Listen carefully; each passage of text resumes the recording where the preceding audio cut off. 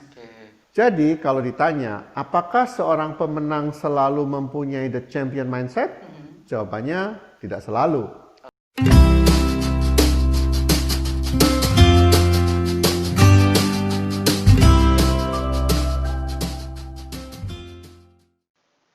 Halo Growth People, apa kabar?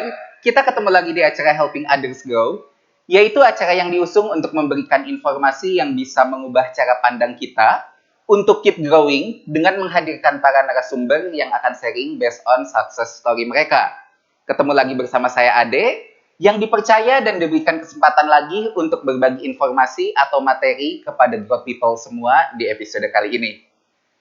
Materi kali ini masih berhubungan dengan topik mindset yang sudah tayang beberapa minggu yang lalu, di mana sebelumnya kita membahas tentang tipe dan perbedaan cara berpikir dari masing-masing tipe mindset.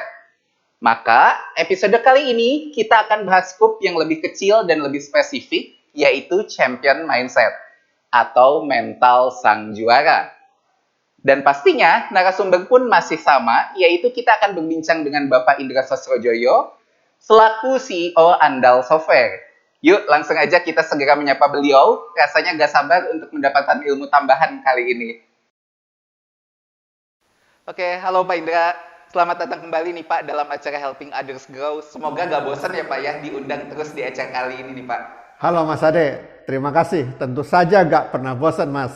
Seperti yang sering kita dengar istilah sharing is caring. Jadi saya sangat senang untuk berbagi kepada sesama. Apalagi kalau yang saya sampaikan menjadi berkat untuk semua orang, terutama para growth peoples. Oke, setuju banget nih Pak Indra. Biarkan berkat selalu mengalir tanpa kesudahan untuk kita semua ya Pak ya. Oke Pak Indra, saya langsung aja nih Pak masuk ke pertanyaan pertama Pak. Menurut Bapak sendiri, apa sih champion mindset itu? Dan apakah orang yang menjadi juara selalu punya champion of mindset Pak? Pertanyaan yang kedua sangat menarik buat saya. Saya awali dengan satu cerita dulu ya Mas Ade. Silakan Pak. Ada suatu cerita nih, seorang pemain baseball terkenal di Amerika bernama Billy Beane. Oke. Secara fisik dia memang tepat sekali sebagai atlet baseball.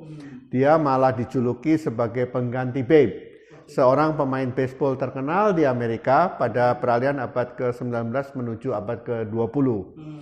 Pada saat Billy di kelas 2 SMA, dia mempunyai skor tertinggi di tim basket sebagai quarterback di tim football dan pemukul bola terbaik di tim baseball. Jadi dia punya talenta yang luar biasa sebetulnya. Luar biasa di atlet ya. Tetapi pada saat terjadi kesalahan, si Billy ini mencari kambing hitam untuk disalahkan. Dia tidak suka kalau salah. Dan dia memang tidak tahu bagaimana untuk jatuh. Pada saat dia naik ke peringkat yang lebih tinggi, keadaan ini menambah jelek. Billy berpendapat dia tidak seharusnya kalah. Dan dia tidak pernah memperbaiki kesalahannya. Karena dia merasa bahwa dia mempunyai bakat dan tidak perlu dilatih lagi. Dengan fixed mindsetnya Billy tidak pernah menjadi juara lagi. Padahal dia mempunyai talenta yang luar biasa. Jadi kalau ditanya, apakah seorang pemenang selalu mempunyai the champion mindset? Jawabannya tidak selalu. Dan coba kita bandingkan dengan satu cerita yang ini Mas Ade. Oke, gimana nih Pak ceritanya Pak? Ya, kita semua tahu Michael Jordan kan? Ya, saya tahu. Ya, dia terkenal sebagai pemain basket. Betul. Nah, pada awalnya dia masuk ke University of North Carolina State, tidak diterima di tim basket sekolah. Karena memang badannya tidak menunjang sebagai seorang atlet gitu. Ya, kayak gitulah badannya. Tentunya ya kecewa lah si Jordan ini kan. Dan ibunya mengatakan kepada dia agar dia dapat mendisiplinkan diri. Jordan mengikuti nasihat ibunya. Dan dia berangkat ke kampus pagi-pagi sekitar jam 6 untuk dapat berlatih sebelum kelas dimulai. Dan dia lakukan sangat disiplin. Melihat kedisiplinannya, coachnya menerima Jordan. Nah, pada saat timnya kalah, Jordan berlatih terus untuk memasukkan bola ke dalam ringnya. Dia mempersiapkan diri untuk pertandingan tahun depan. Akhirnya Jordan dapat memenangkan pertandingan. Dan coachnya mengatakan bahwa Jordan, a genius who constantly want to upgrade his genius. Jadi untuk Jordan, kemenangan ada di dalam pikiran. Dia mengatakan, the mental toughness and the heart are a lot stronger than some of the physical advantages you might have. Oke, nice. Nah, Pak, di balik dua cerita Bapak tadi antara Billy dan Jordan ya, Pak ya, kita bisa lihat dengan jelas perbedaan semangat juang dalam menyikapi satu masalah ya, Pak ya. Benar, Mas Ade. Oke, baik Pak. Menilik dari cerita Pak Indra tadi, kita sudah bisa memastikan bahwa champion mindset ada pada orang-orang yang memiliki growth mindset ya Pak ya? Ya, betul. Sangat terlihat dari bagaimana seorang Michael Jordan memompa dirinya untuk berlatih dan tetap berlatih untuk mengasah skill yang diinginkan. Tetapi saya sangat yakin nih Pak, bukan hal yang mudah untuk bisa mendisiplinkan diri seperti itu kan ya Pak ya?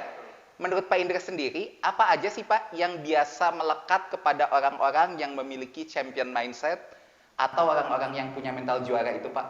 Oke, pertanyaan yang sangat bagus Mas Ade. Ada 5 hal sebetulnya. Ada 5 hal ya Pak Ya, ya? Apa aja tuh Pak? Yang pertama, memiliki keyakinan yang kuat pada diri sendiri. Yang kedua, mempunyai mental yang tangguh. Yang ketiga, memiliki komitmen untuk sukses. Keempat, pembelajar yang selalu bersemangat. Dan yang kelima, ini penting, mereka memiliki orang-orang yang selalu mendukung. Jadi lingkungan penting Mas di sini. Sekarang coba kita telaah ya satu persatu dari 5 hal ini ya Mas. Oke, pertama, memiliki keyakinan yang kuat pada diri sendiri. Dia selalu percaya bahwa dirinya bisa mencapai apa yang ingin diraihnya di masa depan. Rasa percaya ini sebenarnya yang mendorong seseorang untuk terus berjuang, terlepas dari tantangan yang akan mereka hadapi. Rasa percaya ini bukan orang yang menyombongkan diri bahwa dia bisa. Ini sangat beda. Yang kedua, tentang mental yang tangguh. Iya, orang-orang yang mempunyai champion mindset pada saat menghadapi tantangan, dia menganggap bahwa tantangan dapat digunakan untuk pembelajaran dirinya, sehingga mereka mau menghadapi tantangan. Dan pada saat mereka menghadapi tantangan, selalu melakukan introspeksi. Apa yang dapat diperbaiki di dalam dirinya agar dapat bertumbuh. Mereka sadar bahwa kesuksesan dapat diraih kalau mereka bisa menghadapi tantangan demi tantangan yang ada. Yang ketiga, memiliki komitmen untuk sukses. Nah, komitmen dan keyakinan yang ada di dalam diri sendiri membuat mereka mempunyai motivasi tinggi untuk menghadapi rintangan dan kegagalan. Nah, komitmen untuk sukses menjadikan seorang juara bersedia untuk meluangkan waktu dan energi dalam mencapai suatu tujuan. Yang keempat, pembelajar yang selalu bersemangat. Champion mindset menyadari bahwa untuk menjadi pemenang dia harus belajar. Tidak bisa dengan ilmu yang telah dimiliki. Sehingga champion mindset ini mau belajar. Selalu berusaha untuk menghasilkan yang terbaik dari pekerjaan yang dilakukannya. Untuk mencapai hal itu, mereka tidak pernah berhenti belajar dan terus meningkatkan keterampilan dan pengetahuan. Oke, yang terakhir nih Pak. Yang terakhir, memiliki orang-orang yang selalu mendukung. Lingkungan orang sukses juga mendukung. Mereka memberikan bimbingan, encouragement, sharing knowledge. Ya kan? Pada saat sharing juga dapat menambah pengetahuan. Dan kultur diandal sengaja dibangun untuk membantu orang-orang agar dapat bertumbuh dan nyaman. Nah, begitulah kira-kira orang-orang yang mempunyai champion mindset. Oke, baik Pak. Nah, kalau kita dapat mengenal ciri-ciri seorang yang mempunyai champion mindset tadi ya Pak ya, apakah kita dapat mengetahui juga kalau orang-orang tersebut mempunyai champion mindset Pak? Oh, begini Mas Ade. Seseorang dapat dikenali mempunyai champion mindset, tentunya perlu kita lakukan beberapa observasi. Contohnya nih, pada saat dia menemui kesulitan di dalam pekerjaannya, apakah dia mencari solusinya dengan bertanya kepada temannya atau atasannya kalau tidak bisa? Atau sebelum bertanya dia berusaha untuk mencari jawabannya di tempat lain. Sekarang kan banyak tuh di internet, banyak solusi-solusi yang tersedia, tinggal nyari aja sebetulnya. Iya, tinggal browsing aja ya Pak ya. Iya, betul. Bukan diam ya Pak ya. Bukan diam. Nah, ini yang diam nih. Kalau orang yang tidak mempunyai champion mindset, pada saat dia mengalami kendala, dia akan diam saja, ya kan? Dan pada saat ditanya tentang tugasnya, baru dia mengatakan bahwa dia tidak bisa. Iya, padahal dari tadi ngapain aja. Nah, iya, betul. Iya. Oke, baik. Pak Indra, tadi kan Bapak mengatakan bahwa kultur perusahaan juga mendukung orang untuk menjadi champion mindset ya Pak ya? Iya. Boleh sedikit cerita nih Pak, bagaimana ini bisa bekerja nih Pak? Oke. Benar sekali sih. Coba kita bayangkan ya, bila ada andalan mengusulkan suatu ide nih, yang mungkin menurut dia bagus, tetapi kita langsung mengatakan tidak kepada ide tersebut. Nah, kalau kita lakukan berkali-kali, maka andalan tadi tidak akan mengeluarkan idenya lagi. Segen ya Pak Segen, ya? Karena ya. Bapak udah tidak. Dan yang terjadi ya, dia tidak akan berkontribusi, Iya, dan akhirnya kemampuan dia juga tidak akan terasa gitu. Nah, memang tidak semua ide dapat direalisasikan. Pastinya. Tetapi pada saat seseorang mengeluarkan ide, kita minta andalan tersebut menjelaskan apa sih latar belakang dari keluarnya ide seperti itu gitu. Nah, hal ini juga untuk mengajarkan ke andalan bahwa kami semua menerima ide yang baik. Tetapi ide yang baik pasti dari hasil kita berpikir. Karena ada juga ide yang keluar begitu saja tanpa dipikir terlebih dulu. Artinya ide tersebut masih mentah, harus kita uji lagi. Nah, pada saat kita membahas mindset, kita juga memberikan room for error. Betul. Artinya memberikan ruang untuk setiap andaler untuk bereksperimen, mencari jalan keluar yang lebih baik. Nah, pada saat bereksperimen tadi, bisa saja membuat kesalahan. Ini yang perlu kita berikan kesempatan untuk berbuat salah. Baik, ini room for error yang kemarin kita bahas ya Pak ya. Betul. Oke, baik. Tadi Bapak juga menyebutkan orang yang mempunyai champion mindset itu dalam menghadapi tantangan dianggap sebagai cara untuk meningkatkan kemampuan dirinya ya Pak ya. Nah, bagaimana penerapannya di Andal Software sendiri Pak? Oke, di Andal Software selalu mendorong setiap orang untuk menghasilkan pekerjaan yang lebih baik dari yang kemarin. Hampir di setiap departemen kami melakukan apa yang disebut dengan retrospektif. Kita melihat hasil pekerjaan sekarang, kemudian kita review proses dari memperoleh hasil tersebut, apakah ada yang bisa diperbaiki. Kalau bisa diperbaiki, kemudian kita perbaiki. Dengan melakukan ini setiap hari, maka cara kita bekerja akan lebih baik dan lebih baik lagi. Tantangan ini akan dihadapi oleh setiap orang yang ada di departemennya. Kalau ada orang yang tidak suka dengan tantangan yang ada, biasanya akan terlihat bukan saja oleh leadernya, tetapi oleh teman-temannya. Iya. Kelihatan beda ya Pak ya? Iya, benar. Oke, seandainya itu terjadi nih Pak, apa yang dilakukan terhadap orang tersebut nih Pak? Oke, biasanya sih leadernya akan memberikan coaching dengan mengubah sudut pandang dia. Dan bila sudah di-coach ada perubahan, artinya orang tersebut mau memperbaiki diri. Tetapi kalau orangnya ngeyel, membela diri, kita juga akan tegur agar tidak ngeyel. Dan kalau sudah diberitahu beberapa kali masih melakukan hal yang sama, biasanya kita nilai dia tidak cocok lah untuk kejadian. Oke, tinggal lakukan lagi SOP-nya ya Pak ya. Nah, untuk sekian kalinya nih Pak, setiap kali berbincang dengan Bapak, selalu saya lupa waktu nih Pak. Tapi karena waktu yang terbatas inilah yang membuat saya harus akhiri bincang-bincang kali ini nih Pak. Pastikan Bapak jangan bosan ya Pak ya terima undangan saya berikutnya. Soalnya nih Pak, saya sudah dapat satu topik lagi nih buat nanti kita bisa sharing lagi di next episode sih Pak.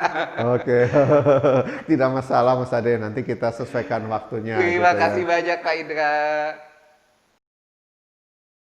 Oke, baik good people, kita sudah sampai di penghujung waktu. Semoga sharing materi ini bisa membawa perubahan positif buat teman-teman growth people semua. Nah, ada beberapa catatan yang saya dapat dari pembahasan ini. Di antaranya adalah, pertama saya mencatat bahwa orang yang mempunyai mindset champion selalu mau belajar untuk menjadi lebih baik. Catatan saya berikutnya adalah kegagalan bukan suatu momok yang harus dihindari, tetapi menjadi pelajaran untuk dapat belajar lebih baik lagi. Dan terakhir, catatan yang saya dapat adalah kemampuan atau skill bukan sesuatu yang didapat dari lahir, melainkan dapat dilatih juga. Sekali lagi, terima kasih banyak Pak Indra. Jangan lupa untuk selalu meluangkan waktu untuk setiap undangan saya ya Pak ya. Oke, tentu saja Mas Ade. Oke, seperti biasa nih Pak, boleh kasih quote nih Pak buat teman-teman, buat growth people semua di rumah supaya memiliki semangat untuk bertumbuh Pak. Baik. Oke, growth people, kita selalu akan menghadapi tantangan. dan tantangan yang kita hadapi akan memberikan kita kesempatan untuk bertumbuh. Maka hadapilah setiap tantangan yang ada. Mantap banget, Pak. Terima kasih banyak juga buat teman-teman Growth People yang sudah nonton acara ini. Semoga berkat kebaikan selalu hadir buat kita semua. Ikuti terus acara Helping Others Grow yang akan tayang setiap hari Senin melalui channel YouTube Andal Software. Kami akan selalu hadirkan materi dan narasumber yang bisa berbagi kiat-kiat untuk menjadikan kita sosok yang mau terus bertumbuh dan berkembang. Jangan lupa juga untuk subscribe, like, komen, dan juga share materi ini untuk berbagi berkat kebaikan buat teman-teman Growth People yang lain. Terakhir, apabila ada permintaan pembahasan materi, silahkan hubungi kami melalui telepon dan email di bawah ini ya.